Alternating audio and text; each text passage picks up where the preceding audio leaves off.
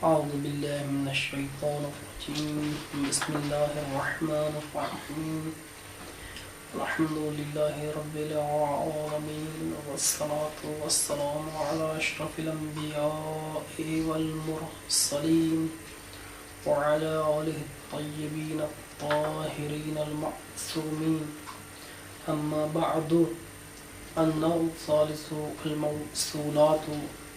الموصول اسم لا يصلح أن يكون جزءا عاما من جملة إلا بصلة بعده، وهي جملة خبرية ولا بد له من عائد فيها يعود إلى الموصول. مثاله الذي في قولنا جعني الذي أبوه فاضل أو قام أبوه. بحث کو ادامہ اور تسلسل دیتے ہوئے اس جلسے میں ہم مبنیات میں سے تیسری قسم کے جو موصولات ہیں ان کو شروع کریں گے. اور سب سے پہلے موصول، اس کی تعریف مصنف کرتے ہیں. موصول کیا ہے؟ موصول ایسا اسم ہوتا ہے کہ جو صلاحیت نہیں رکھتا کہ وہ جملے کا جزء تام ہو مگر اپنے صلہ کے ساتھ. یعنی مطلب یہ ہے، اس کا معنی یہ ہے کہ موصول اپنے صلہ کے بغیر جملے کا جزء تام اور ایک مستقل جز واقع نہیں ہو سکتا. اگر صلہ ہوگا تو جملے کا یہ جز واقع ہوگا اور جزء مستقل واقع ہوگا. لیکن اگر صلہ نہیں ہے تو جز تو ہو سکتا ہے لیکن جزء تام نہیں ہو سکتا. اب یہ صلہ یہاں پر اس کا معنی اصطلاحی مراد نہیں ہے، بلکہ جو تعریف میں لفظ صلہ آیا ہے اس سے مراد اس کا معنی لغوی ہے. معنی لغوی یعنی ایسا جملہ کہ جو ایسی چیز کے بعد آئے کہ وہ چیز اس جملہ کے بغیر تام نہ ہو سکے، پوری نہ ہو سکے، یعنی تمام نہ ہو سکے. تو اب موصول وہ اسم ہے کہ جو جملے کا جزء تام نہیں ہو سکتا سوائے اپنے صلہ کے، یعنی اسی جملہ کے کہ جو اس موصول کے بعد واقع ہوتا ہے. اب یہ جملہ خبریہ ہوتا ہے، اور جملہ خبریہ کی ہم جانتے ہیں کہ دو قسمیں ہیں. ایک جملہ اسمیہ ہے، ایک جملہ فعلیہ ہے. اور یہاں پر جملہ خبریہ مصنف نے کہا ہے تو یہ دونوں ہی قسموں کو شامل ہے. اور اس جملہ میں ایک عائد یعنی لوٹنے والا، عادہ یعودو سے ہے، اس میں فاعل ہے. عادہ یعودو سے عودن فہو عائدن. عائد یعنی ہر وہ چیز کہ جو لوٹے. اب وہ ضمیر بھی ہو سکتی ہے اور وہ ضمیر کے علاوہ ایسی چیز کہ جو اس میں ربط پیدا کرے. بعض نے یہ کہا ہے کہ اسم بھی ہو سکتا ہے. اب اس جملہ میں ایک عائد کا ہونا یعنی ضمیر کا ہونا، چونکہ اکثر یہ ضمیر ہوا کرتی ہے، ضمیر کا ہونا ضروری ہے کہ جو لوٹے اس موصول کی طرف. اب اس کی مثال الذی ہے ہمارے اس قول میں کہ جعانی الذی ابوہ فاضل اور قام ابوہ. یعنی مصنف نے دو مثالیں بیان کی ہیں. ایک جملہ یہ اسمیہ کی ہے کہ ابوہ فاضل جعانی الذی ابوہ فاضل، اور دوم جو ہے جعانی الذی قام ابو ہو، پہلی جملہ اسمیہ ہے، دوسری جملہ فعلیہ ہے، اور دونوں میں یہاں پر ضمیر ہے اور وہ عائد ہے کہ جو لوٹ رہی ہے اس موصول کی طرف۔ وہ موصول الذی ہے اور وہ ضمیر ہوا ہے کہ جو ابو ہو میں ہے، اور وہ مضاف الیہ ہے ابو کے لیے۔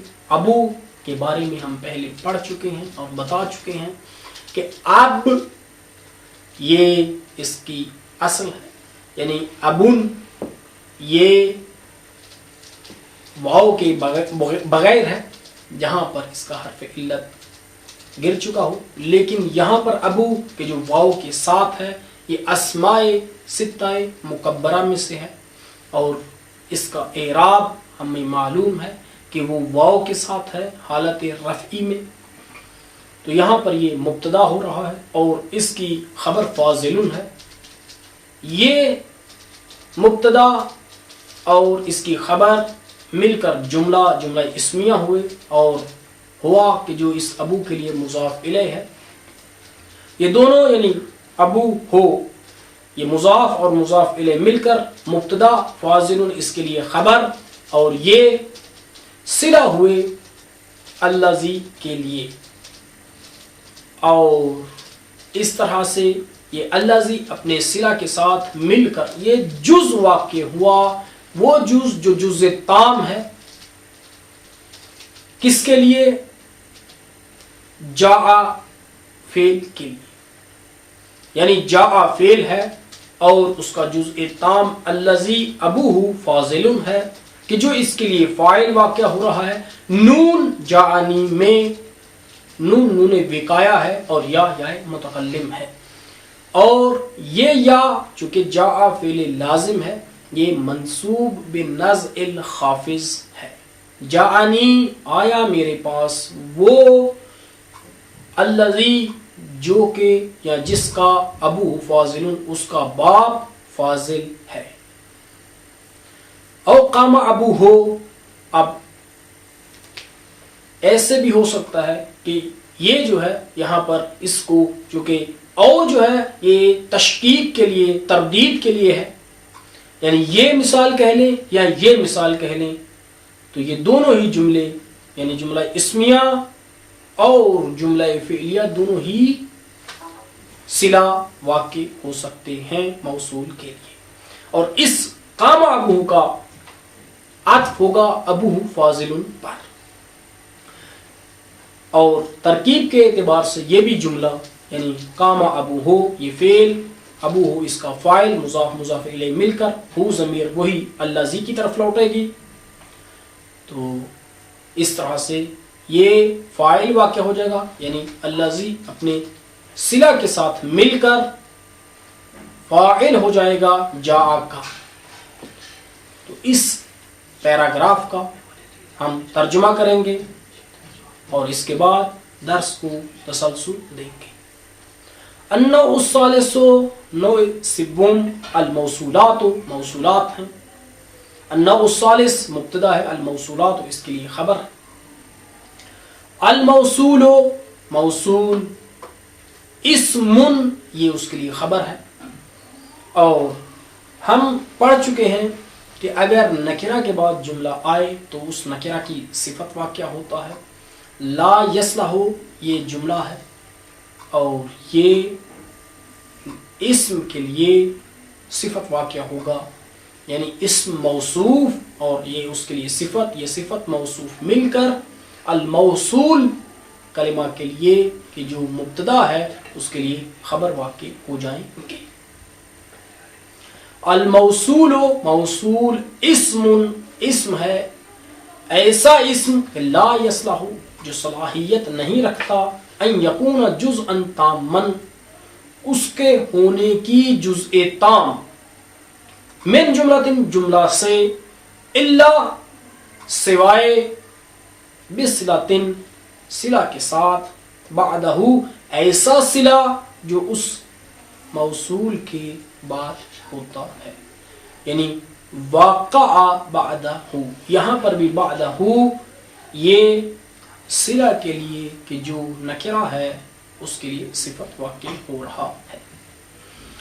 وَهِيَ جُمْلَةٌ خَبَرِيَّةٌ، اور یہ صلہ جملہ خبریہ ہوتا ہے، یعنی ایسا جملہ کہ جملہ خبریہ ہوتا ہے، جو خبریہ ہوتا ہے۔ وَلَا بُدَّ لَهُ مِنْ عَائِدٍ، اور ضروری ہے اس جملہ کے لیے عائد کا ہونا، فیہا اس جملہ میں، یعود الی الموصول، کہ جو لوٹے موصول کی طرف، مثال ہو، اس موصول کی مثال، لہو کی ضمیر جو پہلے آیا ہے لا بد لہو، یہ موصول کی طرف لوٹانا زیادہ اچھا ہے کہ ترجمہ اس طرح سے ہو جائے گا، لا بد لہو، ضروری ہے اس موصول کے لیے، من عائدن، عائد، فیہا، ایسی عائد کہ جو ہو اس جملہ میں، یعود الی الموصول، وہ عائد لوٹے موصول کی طرف، مثال ہو، اس کی مثال یعنی موصول کی مثال، یہ مبتدا ہے، الذی، یہ خبر ہے، مثال ہو، اس کی مثال، الذی، الذی ہے، فی قولنا، یہ جملہ یہ فی جار و مجرور، یہ حال واقع ہوں گے اس حال میں کہ وہ ہمارے قول، جعنی الذی ابوہ فاضل، اس میں ہے، اور یہ جملہ قولنا سے بدل واقع ہو جائے گا کہ وہ ہمارا قول کیا ہے، جو جعنی الذی ابوہ فاضل ہے، اس کی مثال الذی ہے، کون سا الذی، اس حال میں کہ وہ واقع ہونے والا ہے، پایا جانے والا ہے، ہمارے قول میں، ہمارا قول کہ جو